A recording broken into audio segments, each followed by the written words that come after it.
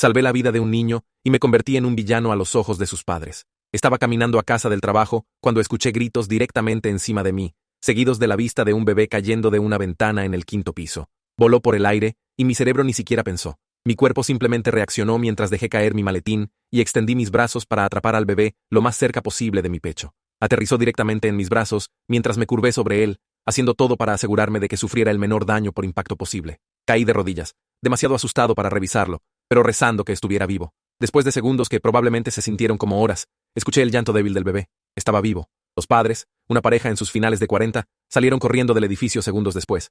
Estaban sollozando, aterrorizados, agarrando al bebé de mis brazos. Gracias, gracias. Salvó a nuestro bebé. La madre seguía repitiendo. El padre me abrazó, lágrimas corriendo por su cara. Una ambulancia llegó y llevó al bebé al hospital. Los padres me llamaron héroe. Fui a casa sintiéndome ansioso pero orgulloso de mí mismo. Una semana después, alguien tocó mi puerta. La abrí para encontrar a un hombre en traje entregándome un sobre. Lo rasgué, pensando que tal vez los padres enviaron una carta de agradecimiento o dinero. En su lugar, vi papeles legales. Aparentemente, el daño por impacto de haberle atrapado al niño le rompió ambos brazos y piernas. Estaba vivo, pero en condición crítica, y los padres ahora me estaban demandando por 2 millones de euros. Poner en peligro criminalmente a un menor e intento de rescate imprudente. Si perdía, estaba enfrentando de 5 a 10 años de prisión. Llamé a los padres 15 veces, pero no obtuve respuesta. Inmediatamente conduje a su apartamento. El padre abrió la puerta y su cara se puso roja. Rompió a nuestro bebé. Me empujó físicamente. Aléjese de nosotros antes de que llamemos a la policía. Me cerró la puerta en la cara. La mañana siguiente, fui a mi defensor público asignado, señor Ramsey. Estaba haciendo malabarismos con 40 casos y apenas tenía tiempo para mirar el mío. Esto no se ve bien, dijo. Técnicamente, usted causó las lesiones. La ley realmente no se preocupa por las intenciones. Lo miré atónito. Solo tomé el acuerdo de culpabilidad. 2 años es mejor que 10, me dijo. La audiencia preliminar 3 semanas después fue una pesadilla. El fiscal se levantó con fotos de las radiografías del bebé. Las acciones imprudentes del acusado causaron directamente estas fracturas. Los padres testificaron, llorando sobre su bebé traumatizado. Varios testigos dijeron que me vieron dejar caer al bebé. No sé si fueron contratados o de dónde vinieron porque no había nadie alrededor. Salí incrédulo de que esto estuviera realmente pasando. El día antes del juicio final, el señor Ramsey llamó con un nuevo acuerdo. 3 años en prisión. Tómelo. Si vamos a juicio y perdemos, está enfrentando 10. Salvé la vida de ese bebé. No me declaro culpable. Esa noche, me desplomé en mi apartamento. Al día siguiente, la sala del tribunal estaba llena. Los padres se sentaron en la primera fila pareciendo víctimas dolientes. La declaración de apertura del fiscal me destruyó, mientras que la apertura del señor Ramsey fue débil y sin preparación. Podía verlo en los ojos de la jueza. Ya había tomado su decisión. La fiscalía pasó 2 días presentando su caso. Testigos expertos, testimonio médico, los padres llorando en el estrado. Había terminado. Iba a ir a prisión por atrapar a un bebé que caía. Al final del juicio, el fiscal se levantó. ¿Tiene la defensa testigos? No, su señoría, respondió el señor Ramsey. La jueza lo miró. ¿Tiene la defensa algo más? El señor Ramsey dijo que no. La jueza estaba a punto de golpear su martillo cuando las puertas del tribunal se abrieron de par en par. Una mujer joven cojeó con muletas, su pierna enyesada. Las caras de los padres se pusieron blancas como fantasmas. ¿Quién es usted?, preguntó la jueza. Carla Rodríguez, su antigua hija adoptiva, señaló a los padres. Tengo evidencia de lo que realmente pasó ese día. Carla cojeó hacia adelante y le entregó su teléfono a la jueza. La jueza miró la pantalla. Su cara cambió de molesta a conmocionada a furiosa en segundos. Alguacil, cierren esas puertas. Nadie sale. Conectó el teléfono de Carla a la pantalla del tribunal. Voy a reproducir esto para todos. El video comenzó. La marca de tiempo mostraba 2 minutos antes de que el bebé cayera de la ventana. El padre estaba en la ventana mirando hacia abajo a la calle. Está ahí, se refería a mí. A la misma hora de siempre. La madre se unió a él. ¿Estás seguro de que camina bajo esta ventana? Luego tomó al bebé. ¿Y estás absolutamente seguro de que podemos demandar? El abogado dijo, mientras haya lesión, podemos hacer millones. Pero si estamos ahogándonos en deudas, esta es nuestra salida. La madre sostuvo al bebé cerca de la ventana. Recuerda, el bebé se subió fuera de su cuna y cayó, y él casualmente estaba caminando y lo atrapó. Perfecto. Está justo debajo de nosotros ahora. La madre soltó al bebé. El video continuó. Observaron desde la ventana. Oh, Dios mío, lo atrapó. ¿Está herido el bebé? Necesitamos que el bebé esté herido. Corrieron a la puerta. Recuerda, le agradecemos primero, luego demandamos después. El tribunal explotó. Todos estaban gritando. Los padres estaban chillando. Es falso. Ella lo editó. Carla sacó una carpeta gruesa. Tengo más. Lo que había en esa carpeta me hizo darme cuenta de que había más que los padres querían además de dinero. Carla caminó hacia adelante y dejó caer la carpeta gruesa sobre el escritorio de la jueza. El sonido resonó por el tribunal silencioso como un disparo. La jueza la abrió y comenzó a hojear las páginas. Su cara cambió rápidamente. Primero se veía curiosa, luego conmocionada, luego disgustada. Siguió pasando páginas y su expresión empeoraba con cada una. Los padres comenzaron a gritar desde sus asientos. El padre gritó que Carla estaba mintiendo, que se había inventado todo. La madre gritó que Carla estaba loca, que tenía problemas mentales. Ambos siguieron diciendo que Carla tenía rencor contra ellos, que estaba tratando de vengarse por algo que nunca pasó. La jueza golpeó su martillo 3 veces. El golpeo era tan fuerte que me hizo saltar. Les dijo a los padres que se callaran o los acusaría de desacato al tribunal. Dejaron de gritar, pero la madre seguía llorando y moviendo la cabeza. La jueza miró a ambos abogados y les dijo que se acercaran inmediatamente. El señor Ramsey se levantó y caminó hacia adelante con el fiscal. Vi la cara del señor Ramsey mientras la jueza le mostraba algo de la carpeta. Sus ojos se abrieron mucho y su boca se abrió un poco. Me miró hacia atrás con una expresión que nunca había visto antes, como si finalmente creyera que estaba diciendo la verdad. El fiscal se veía pálido y seguía moviendo la cabeza mientras leía lo que sea que la jueza les estaba mostrando. Susurraron de un lado a otro por unos minutos mientras todos en el tribunal se sentaron ahí esperando. La jueza finalmente les dijo que regresaran a sus asientos. Anunció un receso de 30 minutos y dijo que los padres tenían que quedarse en el tribunal bajo supervisión del alguacil. 2 alguaciles se movieron para estar cerca de los asientos de los padres. Carla fue escoltada a una sala privada por otro alguacil por su seguridad. Solo me senté ahí temblando. Mis manos temblaban y no podía pararlas. Alguien realmente se adelantó para ayudarme. Después de semanas de pensar que estaba completamente solo, que nadie me creía, que iba a ir a prisión por salvar una vida, alguien apareció con pruebas. No podía procesarlo. Durante el receso, el señor Ramsey vino y se sentó junto a mí. Por primera vez desde que toda esta cosa comenzó, me miró como si fuera una persona real, en lugar de solo otro número de caso. Me dijo que lo sentía. Dijo que debería haberme creído antes. Debería haber investigado más. Debería haber luchado más duro. Admitió que estaba demasiado abrumado con su carga de casos para darle a mi caso la atención que necesitaba. Su honestidad no arregló el daño, o borró las semanas de terror, pero era algo. Al menos ahora estaba siendo real conmigo. Los 30 minutos se sintieron como horas. Seguí mirando a los padres sentados ahí con los alguaciles cerca. Ya no estaban llorando. Solo se veían enojados y asustados. El tribunal se llenó de nuevo cuando terminó el receso. La jueza regresó y todos se levantaron. Les dijo a todos que se sentaran y luego le pidió a Carla que se acercara al estrado de testigos. Carla cojeó hacia adelante en sus muletas y se sentó. El alguacil la juramentó y puso su mano en la Biblia. La jueza le pidió que dijera su nombre completo para el registro. Carla dijo que su nombre era Carla Rodríguez. Explicó que vivió con los padres como niña en cuidado temporal por 2 años cuando tenía 16 años. El abogado de los padres saltó inmediatamente y objetó. Dijo que este testimonio era irrelevante para el caso actual, que lo que sea que había pasado años atrás no tenía nada que ver con lo que yo había hecho. La jueza se veía molesta y desestimó la objeción. Le dijo a Carla que continuara. Carla explicó que estaba en una cafetería al otro lado de la calle ese día. Vio todo lo que pasó desde la ventana. Lo grabó en su teléfono porque reconoció a los padres caminando antes. Sabía por su experiencia viviendo con ellos que siempre estaban planeando algo. Cuando los vio en esa ventana mirando hacia abajo, comenzó a grabar. El abogado de los padres trató de objetar de nuevo, pero la jueza lo calló rápidamente. Carla siguió hablando. Dijo que se mantuvo en contacto con otros niños que solían vivir con esos padres como niños en cuidado temporal. Otros 3 niños pasaron por cosas similares. Los padres montarían accidentes y luego tratarían de lucrar con reclamos de seguros y demandas. El patrón era siempre el mismo: montar un accidente, encontrar a alguien a quien culpar, demandar por dinero. Un niño fue empujado por las escaleras y culparon a una maestra que trató de ayudar. Otro niño estuvo involucrado en un accidente de carro falso. Cada vez los padres encontraron una forma de ganar dinero con eso. El fiscal parecía como si alguien le hubiera dado un puñetazo en el estómago. Su cara se puso blanca y puso su mano en su escritorio como si necesitara estabilizarse. Todo su caso se desmoronó frente a todos. Se levantó y le pidió a la jueza una conferencia lateral. La jueza estuvo de acuerdo y caminaron al lado del tribunal. Susurraron de un lado a otro, pero podía decir que estaba acalorado. El fiscal siguió gesticulando y moviendo la cabeza. Mientras tanto, el abogado de los padres estaba tomando notas muy rápido y haciendo llamadas telefónicas desde la mesa de la defensa. Sus manos temblaban mientras marcaba. La jueza regresó y les dijo a todos que prestaran atención. Ordenó que el video fuera reproducido de nuevo, pero esta vez con el audio mejorado. La pantalla del tribunal se iluminó de nuevo. Las voces de los padres salieron por los parlantes cristal claro. Se podía escuchar cada palabra de su plan. El padre hablando sobre el momento, sobre mí caminando bajo la ventana, la madre preguntando si realmente podían demandar. Ambos calculando cuánto dinero podían obtener. Luego la madre diciendo ahora y soltando al bebé. Sus voces después esperando que el bebé estuviera lo suficientemente herido para demandar pero no muerto. Planeando agradecerme primero y demandar después. Varias personas en el jurado jadearon. Una mujer en la primera fila comenzó a llorar. Otro jurado se veía enojado y estaba mirando a los padres con disgusto. Los padres solo se sentaron ahí mirando hacia abajo a la mesa. Carla sacó más papeles de la carpeta.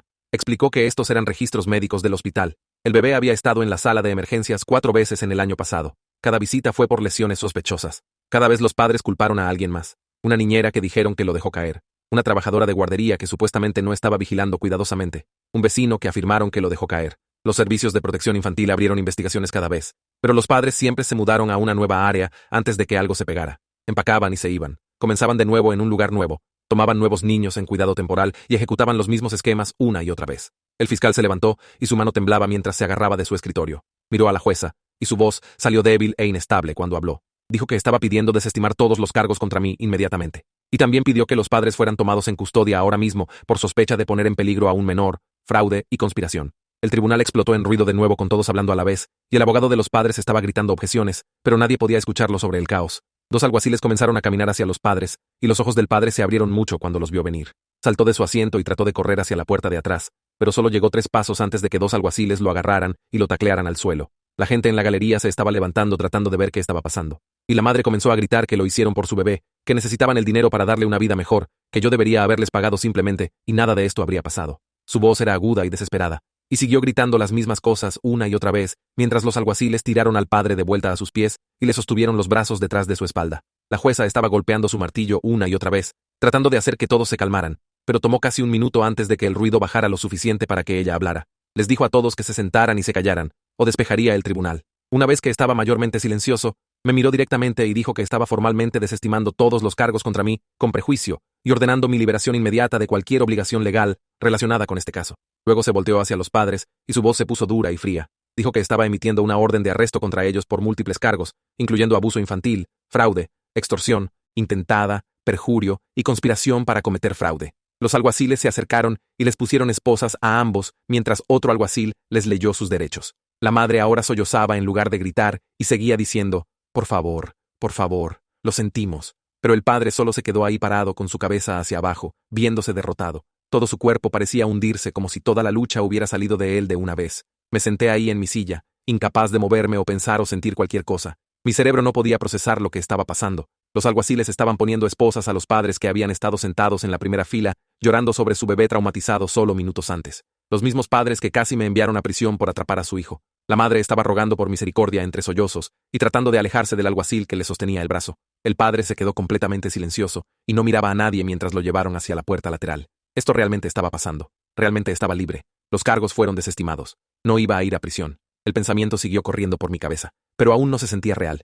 Mis manos estaban agarrando el reposabrazos de mi silla tan fuerte que mis nudillos estaban blancos, y me di cuenta de que había estado conteniendo la respiración. La dejé salir lentamente y traté de hacer que mi cuerpo se relajara, pero solo me sentía entumecido y vacío, como si estuviera viendo todo pasar a alguien más. Carla todavía estaba sentada en el estrado de testigos, y la jueza se volteó hacia ella y le preguntó si tenía algo más que agregar a su testimonio. Carla asintió y comenzó a explicar que la carpeta contenía registros financieros mostrando que los padres tenían 300.000 euros de deuda por apuestas y empresas comerciales fallidas. Dijo que habían estado ejecutando estafas de seguros por al menos 5 años y probablemente más tiempo, siempre apuntando a gente buena que solo estaba tratando de ayudar a alguien en problemas. Sacó estados de cuenta bancarios y facturas de tarjetas de crédito y documentos de préstamos y los extendió por el estrado de testigos. La jueza se inclinó hacia adelante para mirarlos y su cara se puso aún más enojada mientras leía los papeles. Carla explicó cómo los padres montarían un accidente, encontrarían a alguien con buen seguro o un ingreso decente, y luego los demandarían por todo lo que pudieran obtener. A veces se arreglarían fuera de la corte, a veces irían a juicio, pero siempre se iban con dinero. El patrón era el mismo cada vez,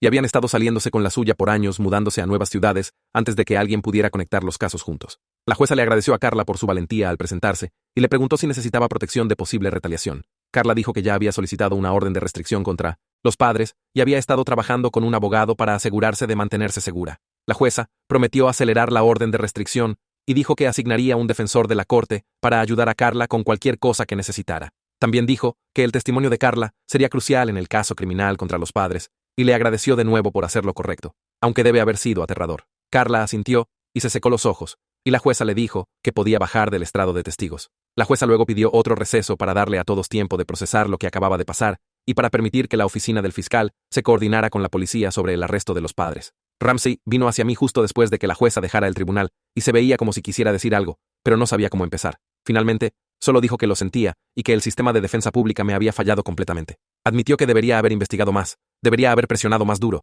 debería haberme creído cuando dije que era inocente. Su voz era baja y siguió mirando hacia abajo a sus manos en lugar de mirarme.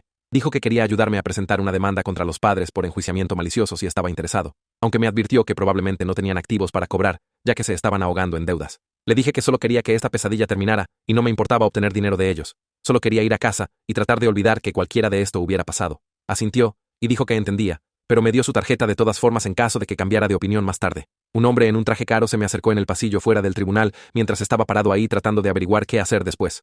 Se presentó como Garrison y dijo que era un abogado defensor que había estado siguiendo mi caso en las noticias. Me dijo que su firma se especializaba en casos de enjuiciamiento injusto y creía que tenía bases sólidas para acción legal contra la ciudad, la oficina del fiscal y los padres. Dijo que quería representarme pro bono en cualquier asunto civil y ayudarme a buscar compensación por todo lo que había pasado. Su firma manejaría todos los costos y honorarios legales, y no les debería nada a menos que ganáramos. Me entregó su tarjeta de negocios y dijo que le llamara cuando estuviera listo para hablar sobre mis opciones. Parecía genuino y profesional, pero estaba demasiado abrumado para pensar en demandas o compensación en ese momento. Tomé su tarjeta y le agradecí, y le dije que lo pensaría. Carla me encontró todavía parado en el pasillo unos minutos después, y finalmente pudimos hablar cara a cara sin un tribunal lleno de gente mirando. Explicó que había estado siguiendo a los padres por 2 años desde que salió del cuidado temporal a los 18. Sabía que eventualmente lastimarían a alguien, lo suficientemente mal como para que pudiera detenerlos, y había estado recolectando evidencia todo el tiempo. Se disculpó por no presentarse antes, pero dijo que necesitaba prueba irrefutable que no pudiera ser desestimada o explicada. Tuvo que esperar a que cometieran un error lo suficientemente grande como para que la evidencia fuera innegable. Cuando los vio soltar al bebé y luego demandarme, supo que este era el momento que había estado esperando. Había estado en la cafetería al otro lado de la calle ese día, y los reconoció inmediatamente. Comenzó a grabar en su teléfono en el segundo que los vio en la ventana, porque sabía por experiencia que estaban planeando algo terrible. Miré a Carla y sentí mi garganta apretarse y mis ojos comenzar a arder. Le dije que me había salvado la vida y que sin su testimonio y evidencia estaría yendo a prisión ahora mismo por atrapar a un bebé que caía. Habría perdido todo y pasado años encerrado por hacer lo correcto. Los ojos de Carla se llenaron de lágrimas y dijo que sabía cómo era ser culpada por cosas que no eran tu culpa. Los padres le habían hecho lo mismo por 2 años cuando vivió con ellos. Montarían accidentes y la forzarían a mentir sobre lo que pasó, y cuando se rehusaba, la castigarían de maneras que no dejaban marcas visibles. Dijo que no podía dejarlos destruir la vida de otra persona, de la manera que habían tratado de destruir la suya. Nos quedamos ahí parados en el pasillo del tribunal, y le di un abrazo y le agradecí de nuevo. Había arriesgado todo para decir la verdad, y le debía más de lo que jamás podría pagar. El fiscal caminó hacia mí mientras Carla y yo todavía estábamos parados ahí. Otros 2 oficiales lo siguieron detrás. Se detuvo frente a mí, y su cara se veía diferente de como se había visto en el tribunal. Se disculpó por perseguir cargos sin investigación apropiada.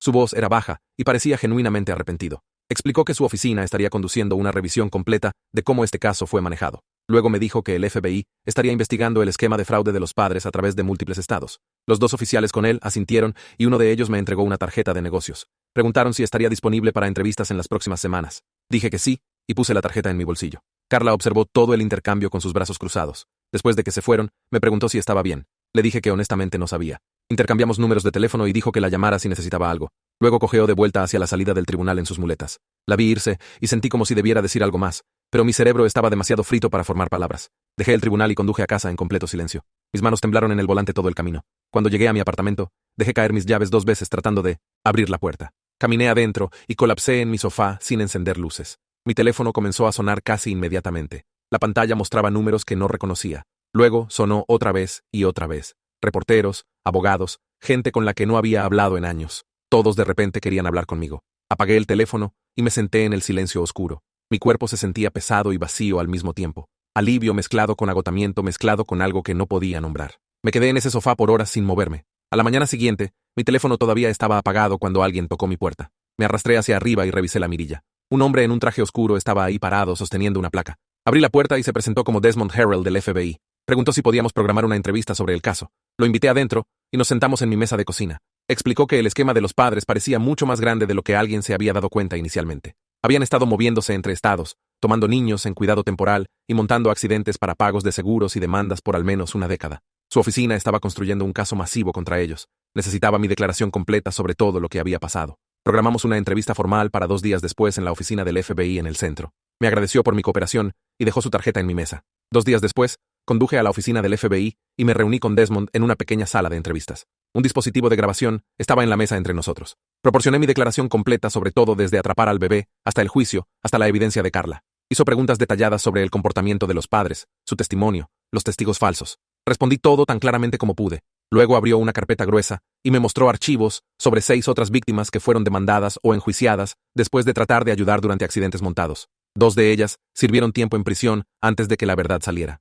Una era una maestra que atrapó a un niño en cuidado temporal que los padres empujaron por las escaleras. Otra era un dueño de tienda que ayudó durante un resbalón y caída montados. Un tercero era un conductor que se detuvo cuando causaron deliberadamente un accidente de carro. Todos eran gente buena que trató de ayudar. Todos fueron destruidos por ello. Me sentí enfermo leyendo los archivos. Casi me convertí en otra víctima de este esquema. Si Carla no hubiera aparecido con ese video, estaría en prisión ahora mismo. Desmond vio mi cara y me dijo que tuve suerte. Dijo, la mayoría de las víctimas nunca obtienen justicia porque la evidencia no es lo suficientemente fuerte. El video y documentación de Carla cambiaron todo. Explicó que el bebé ahora estaba bajo custodia protectiva y, yendo mejor de lo esperado. Las lesiones eran serias, pero no permanentes. Los doctores eran optimistas sobre recuperación completa. Dijo, probablemente sí salvé la vida del bebé, aunque la caída fue intencional. Si no lo hubiera atrapado, la caída de 5 pisos habría sido fatal. Esa información ayudó de alguna manera. Al menos el bebé estaría bien. Al menos algo bueno salió de esta pesadilla. Unos días después, Kirsten Weaver de Servicios de Protección Infantil me llamó. Estaba construyendo un caso para terminar los derechos de los padres permanentemente. Necesitaba discutir mis observaciones sobre ellos. Nos reunimos en una cafetería cerca de mi apartamento. Tenía una libreta y grabó nuestra conversación con mi permiso. Le dije todo lo que recordaba sobre su comportamiento, su llanto falso en el tribunal, su actuación calculada cuando primero agarraron al bebé de mis brazos, la forma en que cambiaron de agradecerme a demandarme, qué tan ensayado todo parecía mirando hacia atrás. Tomó notas detalladas e hizo preguntas de seguimiento. Dijo que mi testimonio sería crucial para asegurar que el bebé nunca regrese con ellos. El caso era fuerte, pero quería documentación de todos los que fueron testigos de su engaño. Firmé una declaración formal al final de nuestra reunión.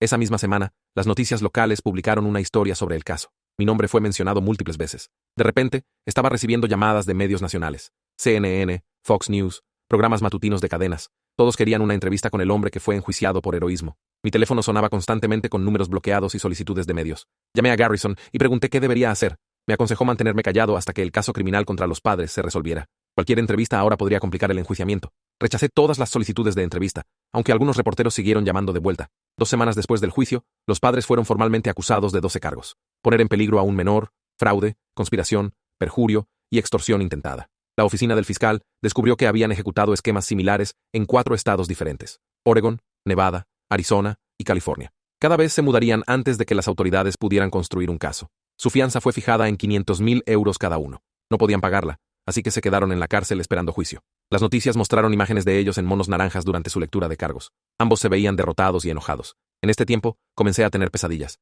Soñaría sobre dejar caer al bebé o sobre ir a prisión. A veces soñaba que el juicio salió diferente y Carla nunca apareció. Me despertaría sudando y temblando a las 3 de la madrugada. Mi rendimiento en el trabajo sufrió porque no podía dormir. Finalmente, llamé a una terapeuta y programé una cita. Escuchó mi historia y explicó que estaba experimentando trauma por ser castigado por hacer lo correcto. Mi cerebro estaba tratando de procesar la injusticia de casi ir a prisión por salvar una vida. Las sesiones ayudaron, pero aún me estremecía cada vez que escuchaba a un bebé llorar o veía a alguien en peligro. Mi instinto de ayudar a la gente ahora estaba mezclado con miedo de lo que podría pasar si lo hacía. Garrison me llamó sobre presentar una demanda civil contra los padres. Quería buscar compensación por mis honorarios legales, salarios perdidos y angustia emocional. Me advirtió que probablemente no cobraríamos nada ya que estaban arruinados y enfrentando tiempo de prisión. Le dije que no me importaba el dinero, solo quería que quedara en el registro que destruyeron mi vida por 3 meses. Presentó la demanda al día siguiente. Unos días después de que Garrison presentó la demanda civil, mi teléfono vibró con un mensaje de Carla preguntando si quería encontrarme para café. Acepté, y nos reunimos en un pequeño café en el centro la tarde siguiente. Ella pidió té,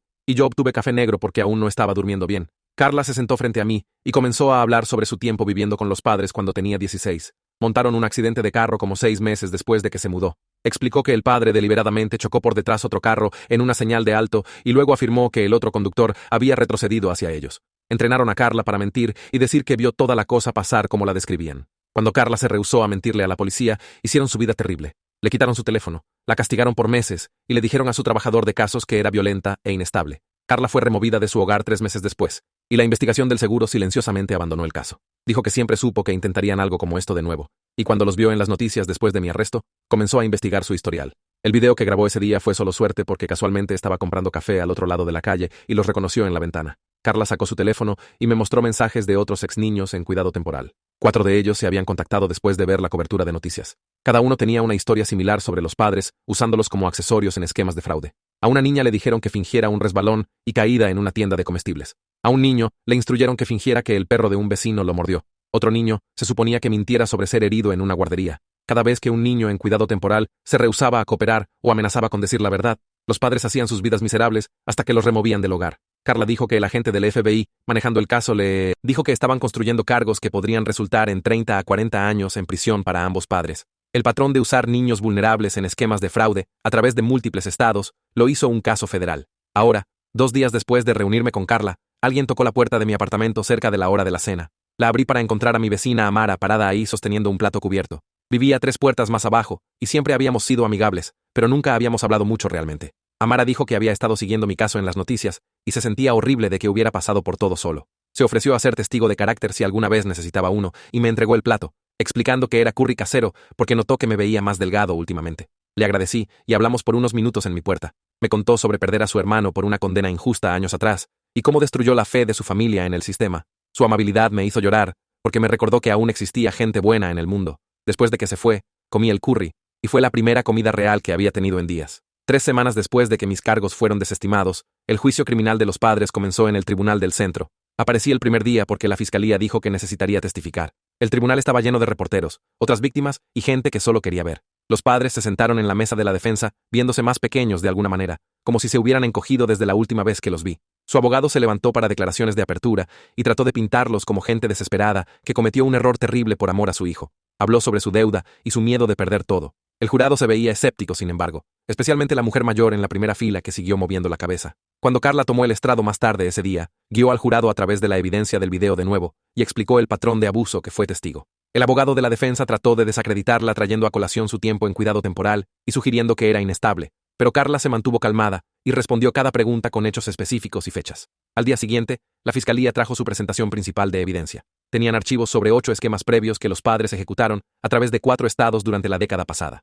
Los daños totales llegaron a más de 2 millones de euros cuando sumaste todos los reclamos fraudulentos de seguro y acuerdos de demandas. Una maestra de Oregon testificó sobre atrapar a un niño en cuidado temporal que los padres empujaron deliberadamente por una escalinata en la escuela. Un dueño de tienda de Nevada describió ayudar durante un resbalón y caída, montados donde la madre fingió lastimar su espalda. Un conductor de Arizona explicó detenerse después de que los padres causaron un accidente de carro menor y luego fue demandado por 50,000 euros. Cada víctima se veía cansada y enojada mientras contaba sus historias. El abogado de la defensa siguió objetando, pero la jueza lo desestimó cada vez. Para el final del segundo día, el patrón era tan claro que incluso el abogado de los padres se veía derrotado. En el tercer día, tomé el estrado de testigos y el fiscal me pidió que describiera mi experiencia. Pasé por todo desde atrapar al bebé hasta ser demandado hasta casi ir a prisión por salvar una vida.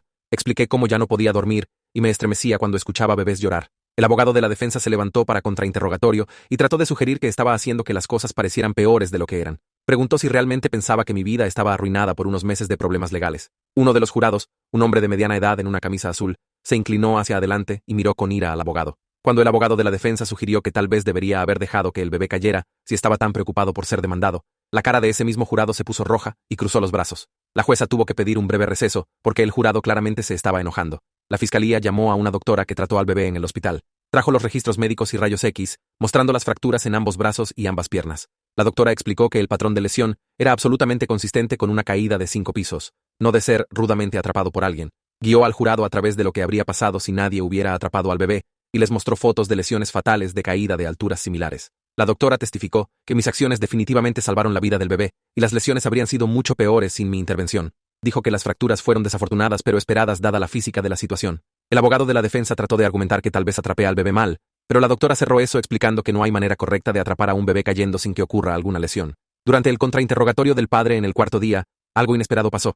El abogado de la defensa le estaba preguntando sobre su situación financiera cuando el fiscal se levantó y comenzó a presionarlo sobre la evidencia del video. Las respuestas del padre se pusieron más temblorosas y su voz comenzó a quebrarse. Luego simplemente colapsó emocionalmente y admitió que planearon todo. Sollozó que se estaban ahogando en deudas y no pensaron que alguien realmente se lastimaría. Su abogado saltó y trató de detenerlo de hablar, pero el daño estaba hecho. El padre siguió llorando y diciendo que solo necesitaban dinero y pensaron que funcionaría. La madre se sentó junto a él, completamente impasible, no mostrando emoción en absoluto. Miró fijo hacia adelante como si nada de esto estuviera pasando, mientras su esposo se desmoronaba en el estrado de testigos. El jurado se fue a deliberar alrededor de las 2 de la tarde y regresó justo después de las 5, 3 horas en total. La jueza preguntó si habían llegado a un veredicto, y el capataz se levantó sosteniendo un pedazo de papel, culpable en todos los 12 cargos para ambos padres. El tribunal se mantuvo callado mientras la jueza consultó a cada jurado individualmente para confirmar sus votos. Cada uno dijo culpable sin dudarlo. La jueza agradeció al jurado y programó la sentencia para 2 semanas después. Mientras los alguaciles llevaron a los padres fuera del tribunal,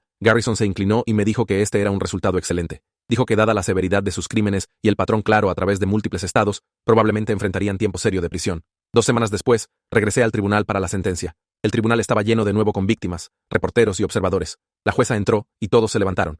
Se sentó y miró directamente a los padres antes de hablar. Su voz era firme mientras hablaba sobre cómo traicionaron cada principio de paternidad y decencia humana.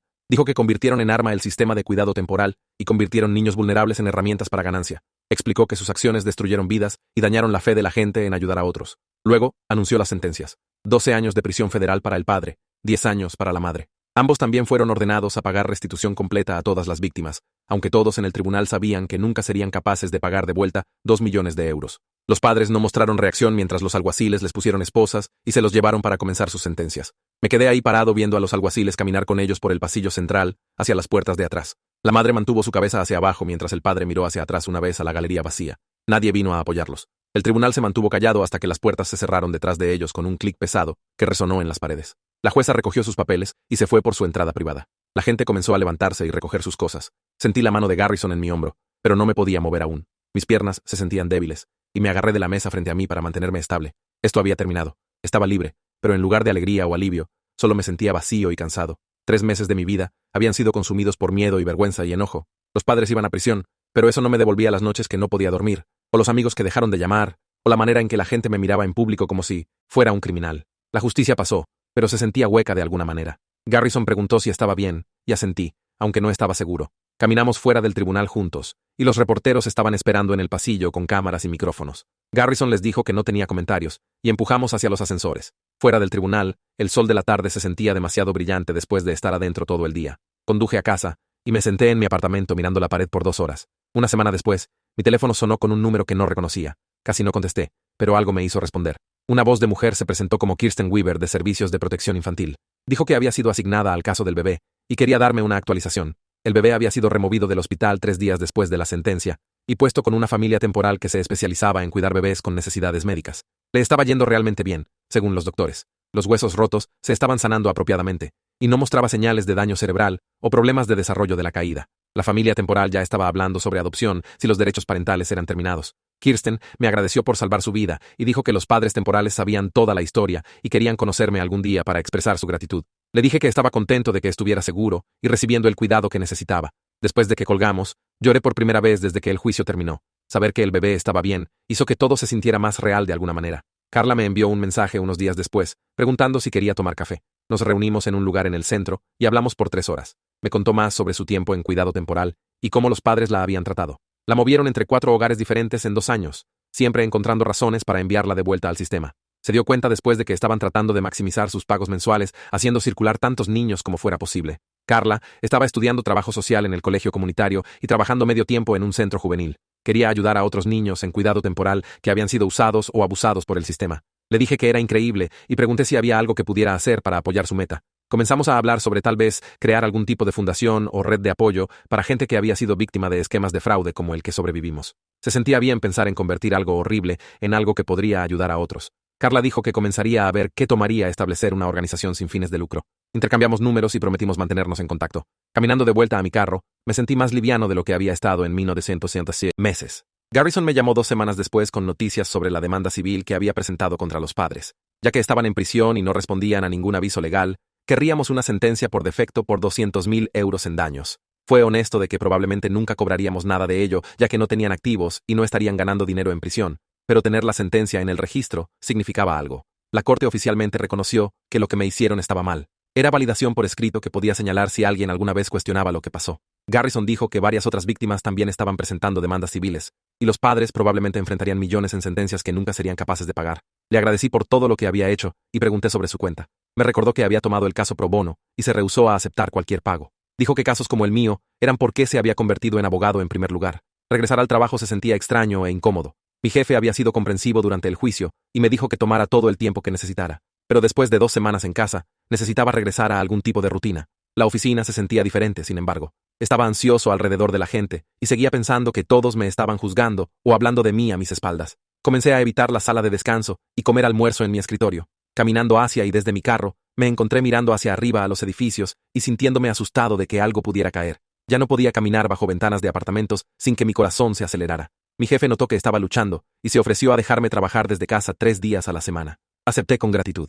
Compañeros de trabajo que me habían ignorado completamente durante el juicio, de repente querían ser amigables de nuevo. Preguntarían cómo me iba o me invitarían a almorzar. Se sentía falso y hueco. ¿Dónde estaban cuando necesitaba apoyo? Mantuve mis interacciones breves y profesionales. El agente Harold del FBI me contactó como 6 semanas después del juicio. Quería actualizarme sobre su investigación de la operación de fraude de los padres. Habían identificado 17 víctimas a través de 6 estados que habían sido apuntadas por esquemas similares. Algunas habían pagado acuerdos para evitar enjuiciamiento. 2 habían realmente servido tiempo en prisión antes de que evidencia saliera probando su inocencia. El FBI había recuperado documentos y grabaciones mostrando más de 3 millones de euros en reclamos fraudulentos de seguro y acuerdos de demandas durante la década pasada. Varias compañías de seguros estaban persiguiendo su propia acción legal para recuperar lo que habían pagado.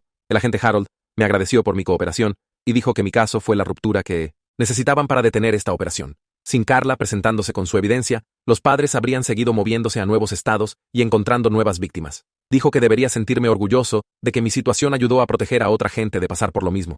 6 meses pasaron y me iba mejor, pero aún luchando. Había comenzado a ver una terapeuta 2 veces a la semana para lidiar con ansiedad y problemas de confianza. Me ayudó a entender que lo que estaba sintiendo era normal después de experimentar tal traición profunda del sistema de justicia. Había hecho lo correcto al atrapar a ese bebé, y fui castigado por ello. Ese tipo de injusticia deja cicatrices que no sanan rápidamente. La terapeuta me animó a enfocarme en el resultado positivo. Los padres estaban en prisión. El bebé estaba seguro y prosperando. El FBI había detenido una operación mayor de fraude. Había ayudado a proteger víctimas futuras, aunque me costó 3 meses de infierno. Dijo que debería estar orgulloso de sobrevivir algo que habría roto a mucha gente.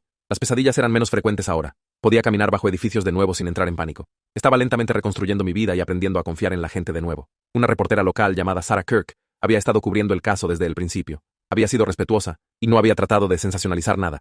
Se contactó preguntando si estaría dispuesto a hacer una entrevista, ahora que había pasado algo de tiempo. Había estado evitando todas las solicitudes de medios, pero Garrison pensó que esta podría ser una buena oportunidad.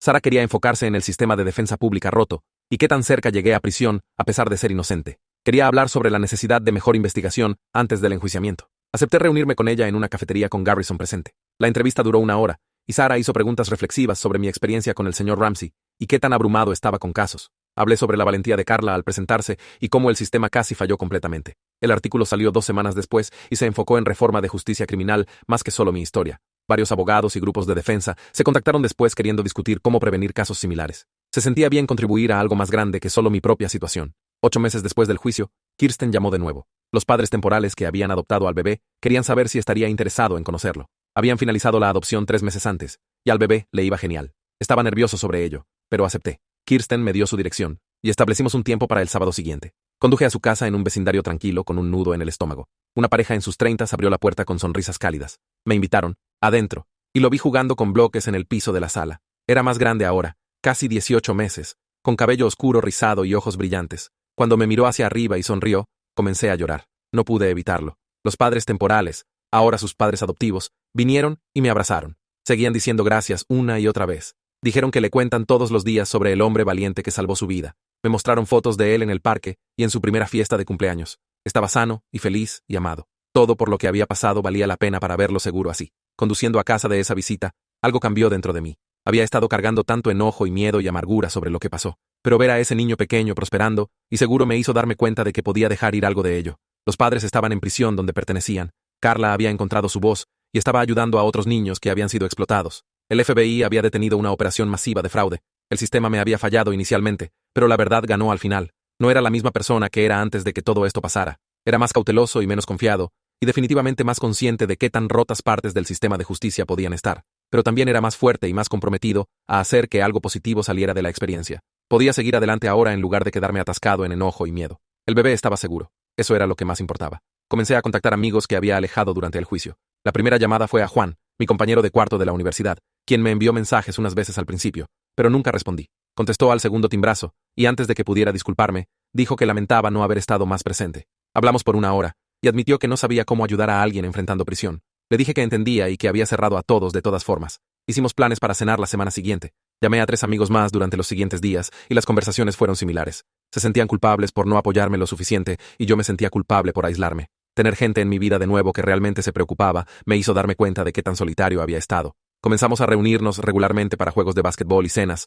solo cosas normales que me recordaban que aún era una persona con una vida fuera de esa pesadilla. Amara me invitó a su club de lectura como un mes después. Estaba nervioso porque no había estado alrededor de gente nueva por siempre, pero prometió que eran relajados y acogedores. El grupo se reunía en una cafetería cada otro martes y discutía todo desde novelas de misterio hasta memorias. Cuando Amara me presentó, mencionó que había pasado por algo difícil recientemente, pero no dio detalles. Algunas personas claramente me reconocieron de la cobertura de noticias, pero nadie lo hizo raro.